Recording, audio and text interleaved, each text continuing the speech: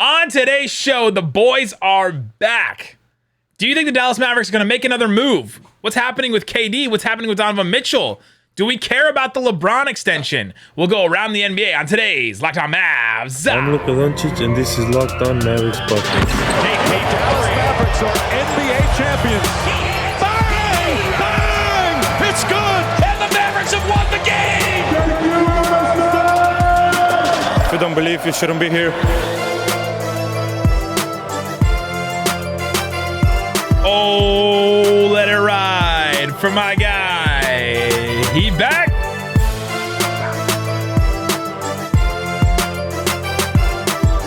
And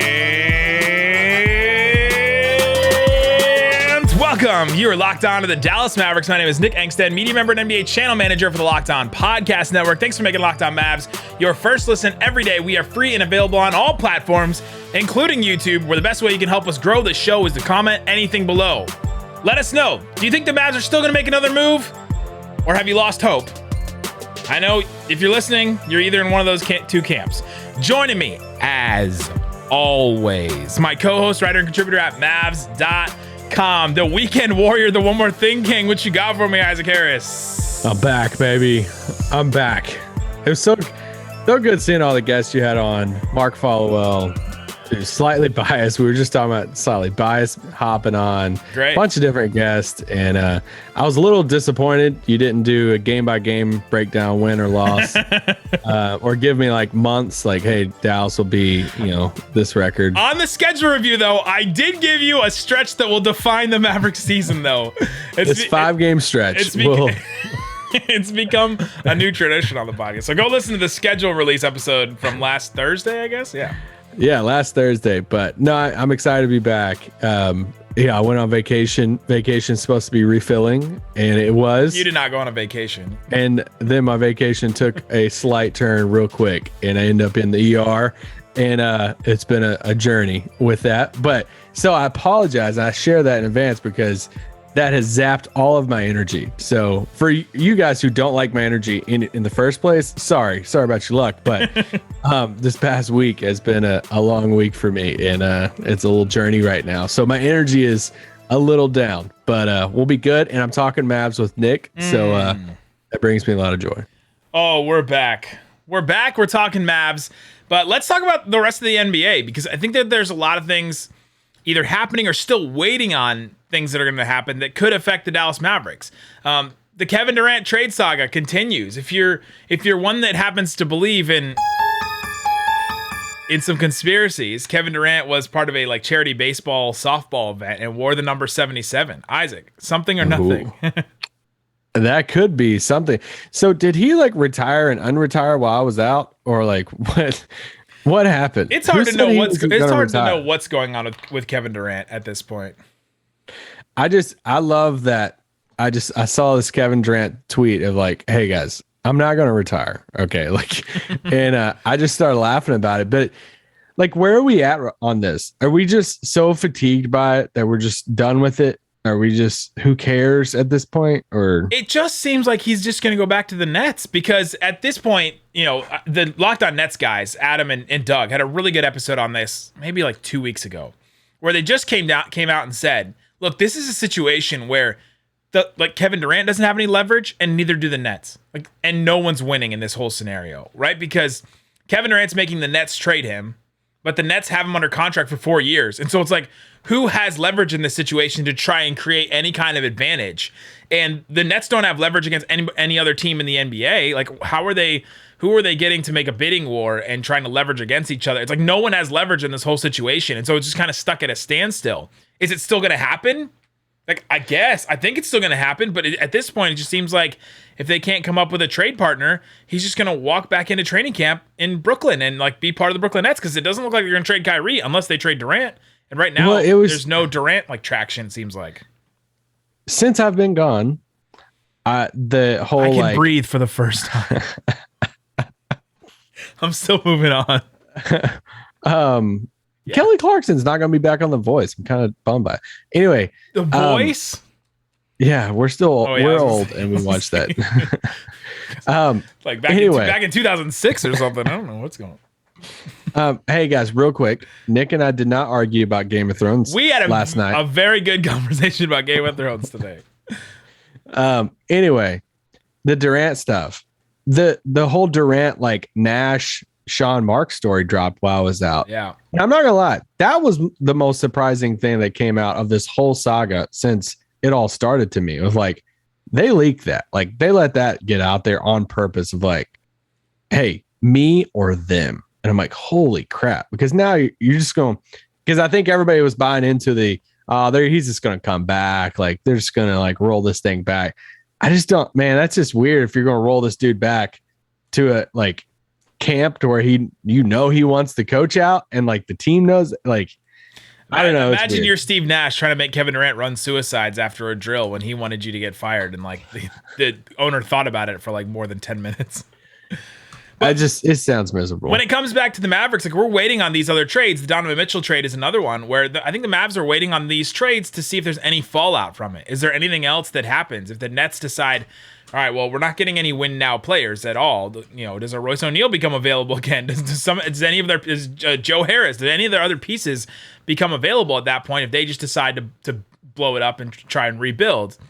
And the Utah Jazz is kind of the same thing. So we're just seems like we're just sitting around waiting for these things to happen. And so now we're reading all the tea leaves and I'm following all the rumors too. Yeah. Well, I think if you're Dallas, I think if anybody, ownership, management, coaching, whatever, does any type of interview, your whole goal of this is like, we love our team, right? Like you're just telling everybody, we love our team. We love, how it's set up. We're going to be better defensively. We're bigger. Dinwiddie, big year. We brought in Christian Wood for nothing. Like these are all your talking points, right? Like Luka's going to be in great shape. Like all this. He's added a hook shot. Hey, we can talk about that. I'm excited about that. But Eurobasket's coming, baby. I'm ready. Oh, we're so ready for Eurobasket. This is your one-stop shop for Eurobasket, right? So I was already looking at my Slovenia stuff over here on my floor of my scarf and got to get the jersey out over my shoulder over here and all that. But no, I think if you're Dallas, those are your talking points. And that's where your talking point to the media is and to fans. No, but you're still knowing the whole time of like, we're going to hop in and get another trade. Like we're going to hop in and get another piece. And I think it's still the Mitchell one that we're all watching. I think it's still what's going to happen with that. It's so funny seeing all the reports of like, the jockeying back and forth with the media of like Danny Ainge, Knicks, Mitchell. Oh, the Jazz they really like some other offers out there. I bet they do.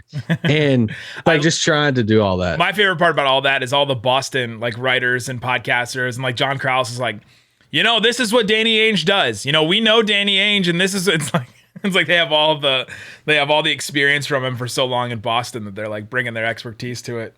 Yeah, well, they don't have anything else to talk about right now, so they just went to the finals. So that's true. Is Jason Tatum a superstar or not? That's a whole conversation they can have over there.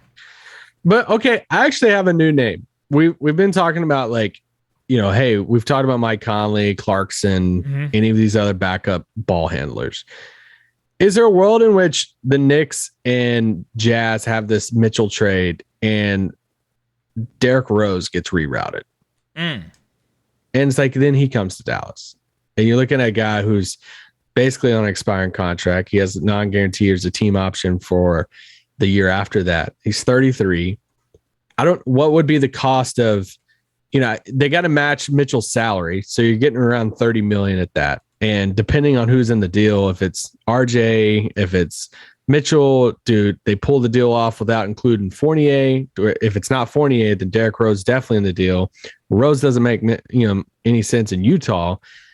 Does Dallas hop in as a third team then? And that would confuse everybody. It's like Dallas is a third team. We're like, oh, we're getting one of the Utah guys, and then it's like Derrick Rose. And we're like, whoa, that's so anyway. We just haven't talked about Derrick Rose as a possibility, and he would be a vet backup point guard that I'm like that would kind of make sense. It would. Would you give up a first rounder for him though? Is the thing? No, I wouldn't go first. Is he worth a first? Royce O'Neal just went for a first. That's the thing about some of this is like you hate Royce O'Neal. I just saw him get destroyed by the Mavericks in a first-round series when he's supposed to be a 3-and-D guy. Like, is he worse? That the Jazz got him for a first-round pick is wild to me. And between that and the Gobert trade, ruined every other trade that could be made this offseason. Yeah. I think probably the Gobert one is more to blame than Royce O'Neal trade. Well, but it messed up all these little side deals that could be made. Like, oh, this random role player is now worth a first-round pick. Okay. Yeah. I still think there are a lot of teams still in the holding pattern of for sure, like the Colin Sexton stuff. And it's like they're probably, waiting to see some of these other teams they're holding out to is like, all right. I mean, if there are other teams trying to get Mitchell like legitimately, then that's even more teams involved in this that are like on hold. It's like there's so like half the league's probably just on hold right now with different little deals or whatever. And it's just wild because it's going to feel like, I mean, we have training camp in like 6 weeks, right? So it's going to feel like this offseason never happened. And in one sense, cool, right? Like awesome. Like it never stopped. There's never a down period.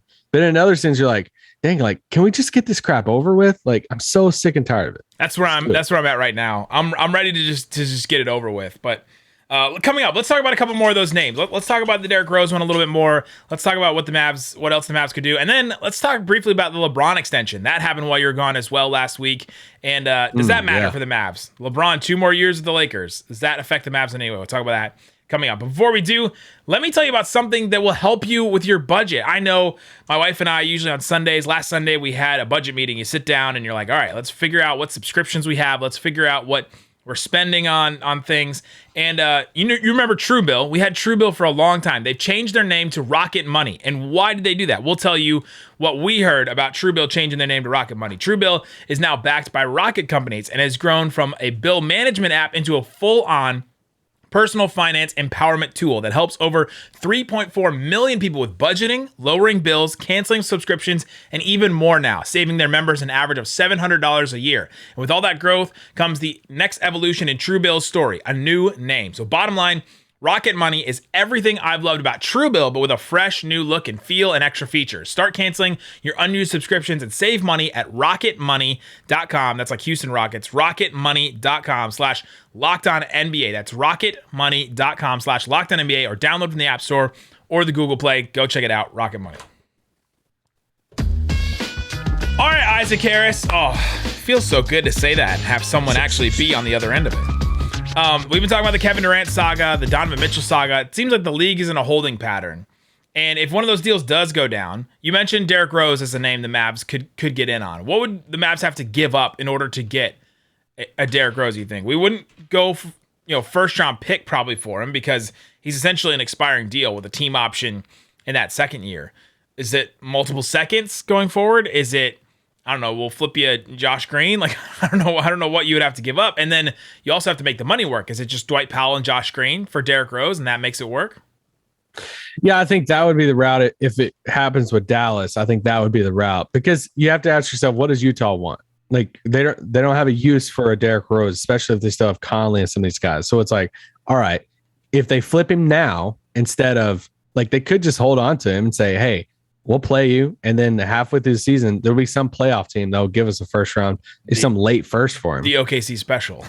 Yeah, the OKC special. And so, or what's the incentive for him to do it now? And it's like, all right, we flip him to Dallas. You get, a vet in Dwight Powell. You get a flyer, Josh Green, whatever. So I think that's the route. I think it's too rich for me to give up a first, and that's just where I'm at with that. I mean, there's still all the Utah guys. We're still really interested in those dudes. They're probably trying to figure out what their future is too right now. Yeah.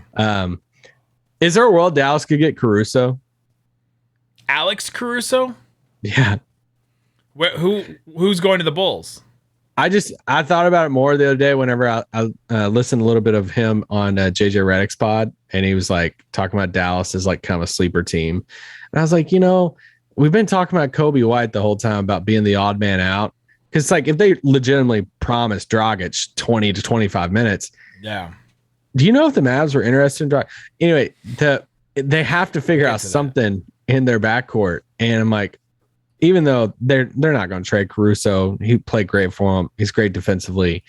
It's like, man, he would be great in Dallas. But either of those guys, Caruso, Lonzo, like either of those guys would be great. That the Bulls are just hoping that those two guys will be healthy at any point in the year next year for them to actually still be good.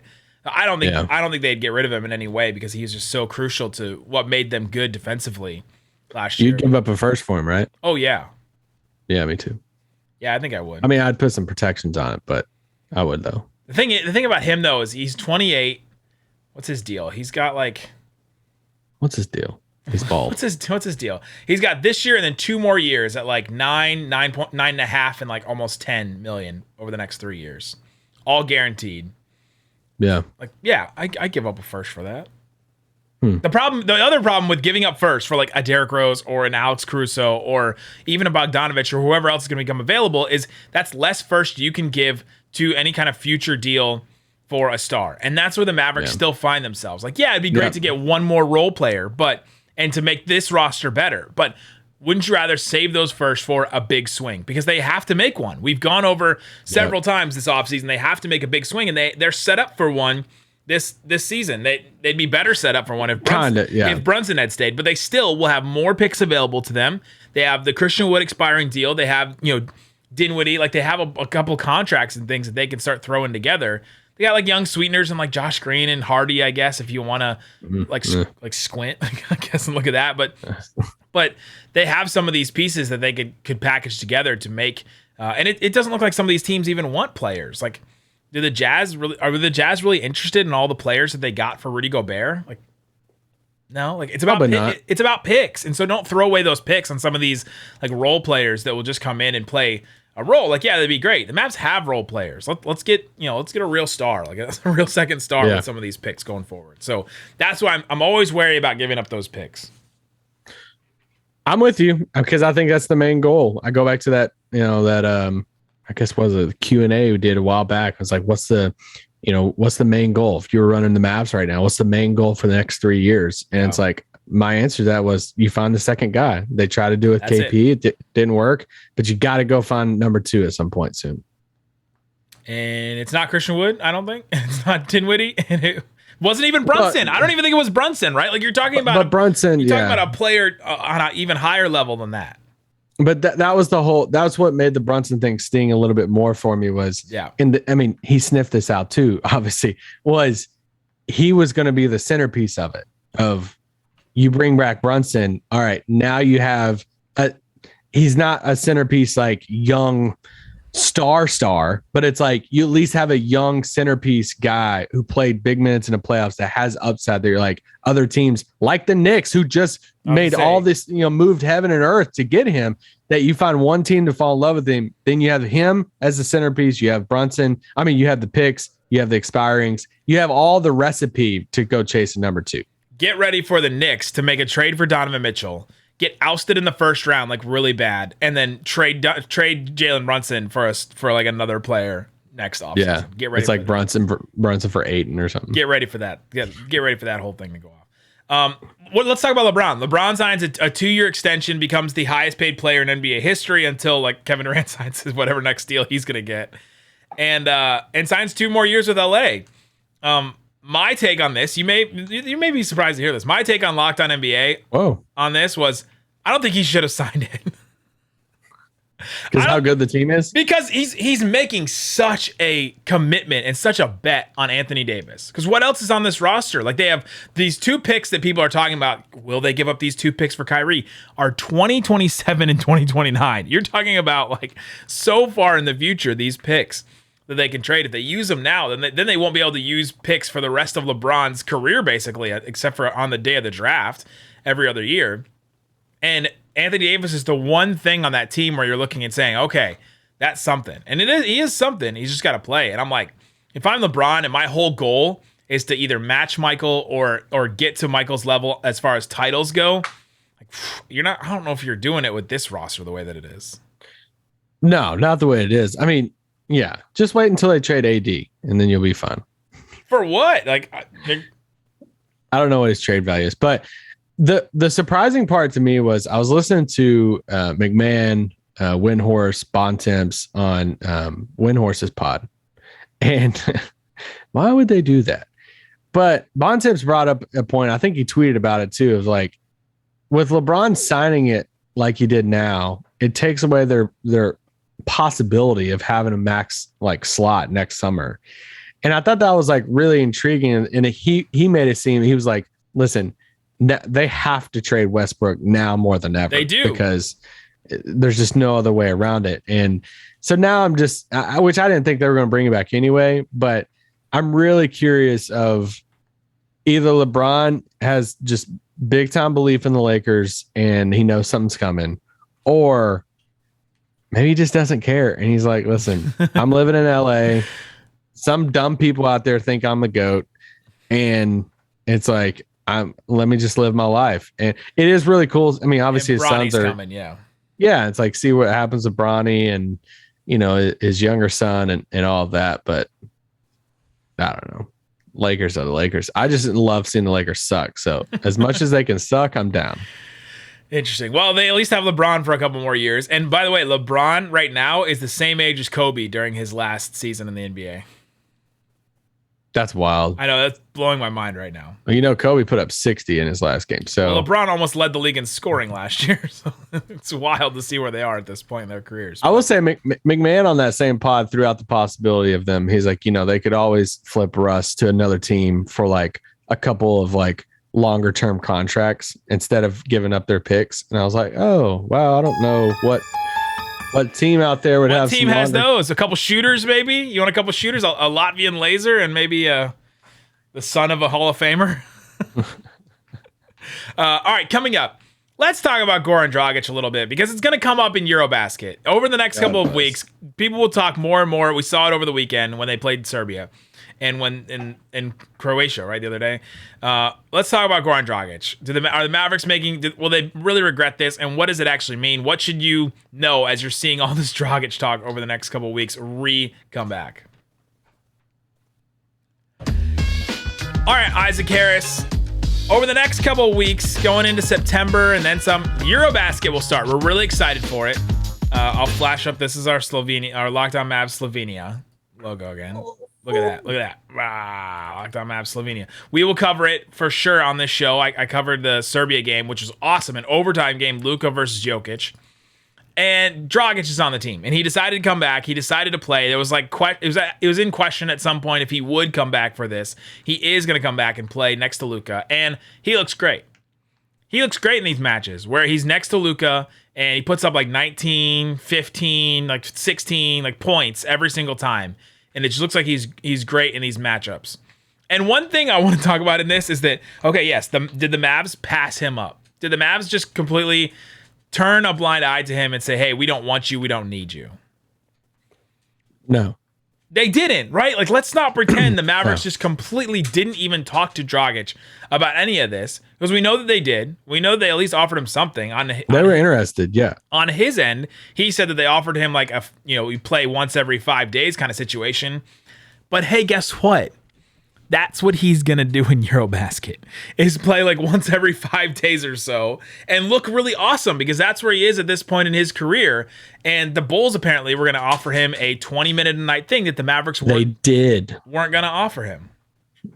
They did offer it to him. And, as far as Chicago did. But no, I laughed. I saw it. I'm like, yeah, Dragic he just did a Windhorse slide back into the camera. You like that? No, but it's like, dog out. This is going to be the most annoying thing during Eurobasket. Yes. It's like anytime Dragic hits a shot, who can fire off the tweet? Were the Mavs even interested? They just said no to this. How could the Mavs not even offer him? It's like, okay, well they did. Like let's be real about facts here and about what happened. And the thing is, I'm with a lot of these people. Like, yes, I wanted him in Dallas. Same. I think he would have been great in Dallas. Still. I would love to see him in Luka and all of that. But one, Dallas was interested. They were just interested in him being the Trey Burke role and not the 6-man role.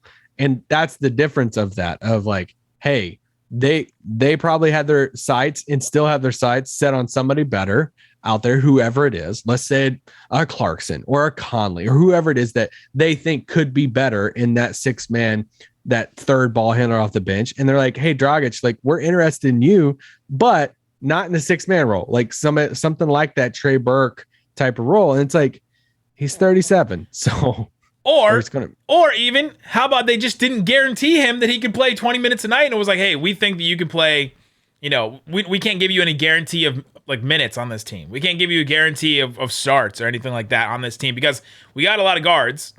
We got a lot of scorers on this team. We think we're going to get another one who, in whatever happens in this fallout of the Mitchell and the Durant trades, and we can't offer you anything. And so he went to the media and was like, hey, they told me I was every 5 days player, when that was maybe like their higher like evaluation of it. Or they're like, hey, we think you could play like every 1 to 3, maybe 5 days or so. And like, we think that could be a really high impact role for you because of where you are in your career, your age, and all that. And yeah, it's just, this stuff is just going to keep coming up every time he looks good in Eurobasket, and he's going to, because he plays next to Luka and looks great and looks looks great against the competition.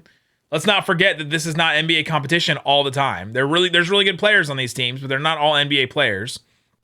And the Mavericks did offer him, and the Mavericks were interested in him. If the Mavericks go and get Conley, then you forget about all this Dragic stuff, right? Because that I think completely replaces that role.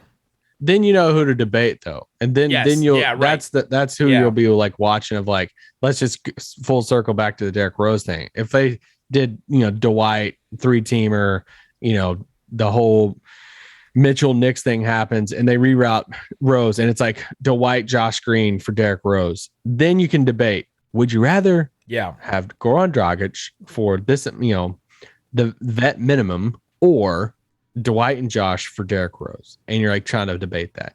Then you'll have something to debate. Right now, it's easy just to be like, hey, or if they go into, can't believe they didn't do it.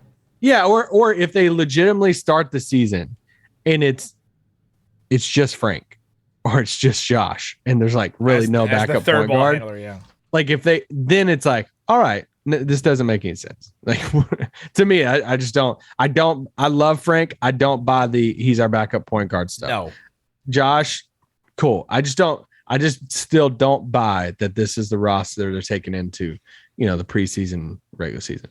Yeah, and so we'll see if they make another move. But it was not. We hope it was not Dragic or nothing, because I love the people in the comments right now. They're like, "How are we talking about Dragic again?" Well, because it's going to get brought up again. I know. I was like, it's not going away now that he's back playing for Slovenia, and we're about to have a lot of fun with that, right? I mean, they're about to start this thing up in September. We've seen some of the friendlies lately. It's just, I'm like, thank God this is happening, because we need some basketball. It's so good to see Luka Doncic on our TVs again, and I mean, is this what you're putting your money down on? Is this the shot that he's working Luka's on? Luka's hook shot? I'm putting it down. That's the Cuban said that Luka is going to pull out a new move next season. It's the hook shot. He's done one in like every That was what Taylor Rooks, right? Yes. Or somewhere. I don't know. Cuban does a lot of media. He does, yeah. But no, the hook shot would be so much fun. And I've obviously seen some of that, and I just love seeing Luka be so happy playing with Slovenia. And I just love watching a team. That Olympic run was a lot of fun for us to cover and watch that, and just seeing some of the similar players out there. I forget, and y'all can tell me in the comments, I know you will, who's the little guard that comes off the screens and just like, I mean, he's like their kind of mini JJ Redick. Oh, Preplovich. Klemen Preplovich. I love watching this dude play. I swear he catches it and he's like jumping before he's even like facing the basket. He's number 7, right? I don't know. Maybe we're talking about different guys. I thought 7 was a little bigger, but anyway, I'm really excited to see them play. It should be a blast. We're all in, and we'll know the names. Will we? No, we will. We'll know the names. So there you go. That's what's going on with the Mavs. We will continue to cover 5 days a week. Tomorrow we will be getting into we're back to our tiers. We're ranking stuff. Tuesday. We're back to tiers. Tier Tuesday. We'll do what if on Wednesday. And then can I give a shout out to the people who say, when we're breaking out all these different topics, or even today's pod, I love the people who say, must be the off season. Heck yeah, it is. This is what we freaking do in the off season. When we do a pod freaking 5 days a week, yes, we're going to talk about random stuff. When's the last time the Mavs made a move? Also, let me give this pitch to anyone still listening. The Dallas Wings just won their first playoff game since they became the Dallas Wings back in 2017, 2016. And They play a home game on Wednesday. If you can and are interested to go to that game, please do. I will be there, and it will be an incredible game to go to. It's their first home playoff game that they've had since being here. It's going to be awesome. It's going to be fun. Sabu. Satu Sabali is back. Arike is probably not going to be back, but the team has been awesome to watch. So that's my pitch. I'll probably make it again tomorrow. Guys, Go Wings, baby. Thanks so much for listening to Locked On Mavs. Peace out. Boom!